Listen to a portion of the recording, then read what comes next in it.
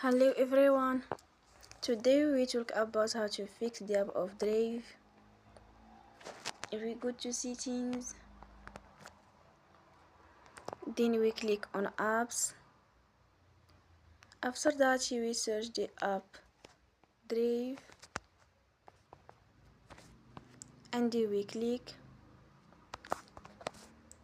Then we will on for stop. After that we go to storage. Then we click on clear cache.